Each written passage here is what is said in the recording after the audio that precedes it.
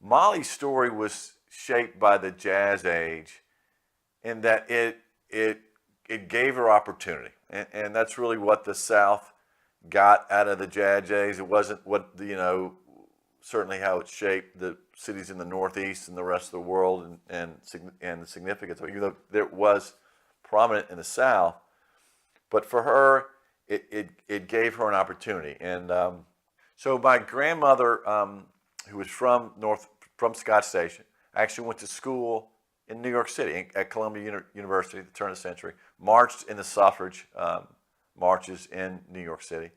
So she was, that idea that the jazz age brought some form of equality to Southern women and women around the world. That it was one of the first cultural rebellions that the South and the world experienced. And along with that cultural rebellion also was the first drug culture and the era of reefer madness. Opium had and cocaine had been outlawed, but that drug culture still existed. And so, the jazz age, it gave Molly opportunities, both good and bad. It's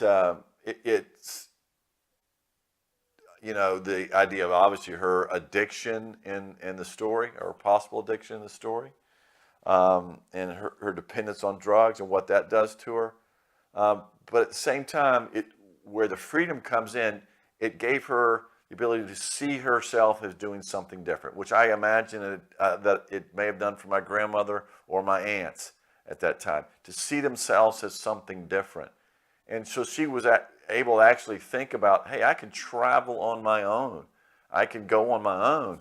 And today it's hard for our society to understand that, but in this period, a single woman traveling on her own, she kind of had to have a more of a story.